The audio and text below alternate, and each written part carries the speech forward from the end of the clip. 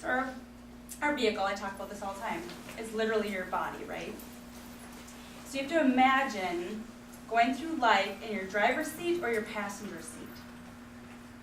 For 5 years, I was in my passenger seat. Like, I just looked out the window and watched it pass by. Stop calling shotgun, because this is your life. Like, you get to, the end of your map is your vision.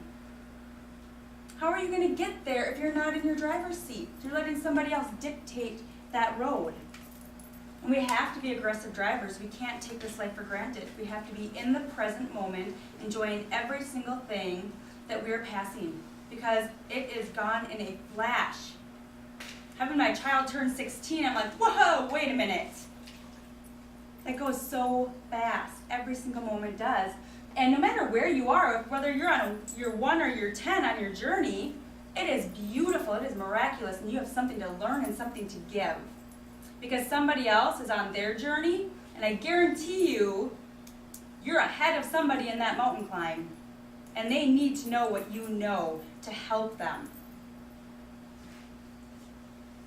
So be in that moment, be present, be proud of where you're at, and get rid of your rearview mirror. Because if you're in that rearview mirror, there's no way you can be present. There's no way you can inspire somebody. There's no way you can appreciate and love and be a part of this life right now. Because ultimately, life is now. It's not yesterday and it's not tomorrow. It's right in the moment. So learning to be in that moment. The rearview mirror really is a hard one for people, because we all have holes. Like, we all have this thing in our life that just eats at us. There's not one person that has had a perfect life. There's something in there. And ultimately, I believe that every single hole is equal. I don't care how ugly and how dark you think that hole is, because what matters is what's in your heart and how you're trying to live your life. It has nothing to do with your holes. But sometimes they just eat us. And so we want to live in this rearview mirror because we're like, if I just keep working on it, that hole is going to go away. I'm going to fix it. I'm going to, I have nothing against therapists. I think they're great. I think there's plenty of reasons you should go. But if you're there because you think that hole is going to disappear, you're there for the wrong reason.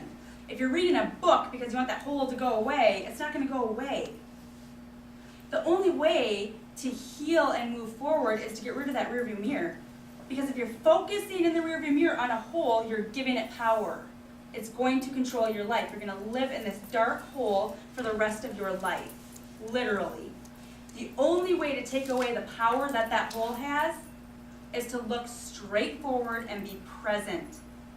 Focus on the journey, focus on that mountain, focus on all the wonderful things in your life right now. Because all of a sudden, you're going to have so much fulfillment and joy in your life that you won't even care to look back. That sucker has no power over me. It taught me amazing lessons. It's given me ways that I can inspire other people. I can help somebody that's maybe in that muck right now and show them the light and how to get rid of their mirror. But it doesn't control me. Choose a destination, that's your big vision, and then you have to map out your route. You have to have a map. A map is your goals. They're small, measurable goals that are going to get you from your 1 to your 2, maybe from your 1 to your 1.5, then to your 2. Then what's your next goal to get to 2 to 2.5?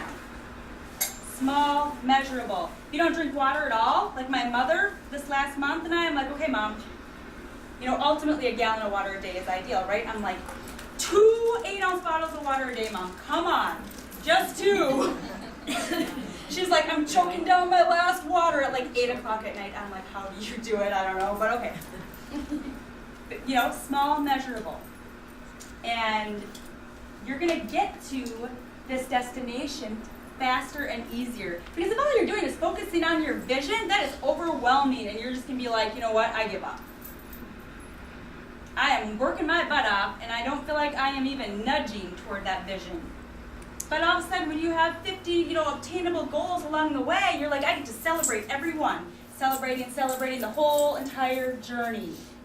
And then all of a sudden, you're like, whoa, I'm at the top of my mountain, and I've had a lot of fun. Oh, I want to talk about detours real quick. Detours, because life is not perfect. Detours happen no matter what. Whether it's a loss in your family, an illness, a divorce, a bankruptcy. They're unforeseen. You don't plan for these things, they just happen. There are some things that are out of our control. They're detours, that's it. You're still going up the mountain, you're just veering off to the side a little bit. That's it, you're gonna get back on. As time goes on, you learn how to get back on a little bit faster because you're like, oh, I passed that trail one other time and it bit me in the ass and I am not doing that again. I learned my lesson. I'm staying on this straight and narrow because that is getting me to that top of that mountain that much faster. Like Granite City, it's a death trap for my goals.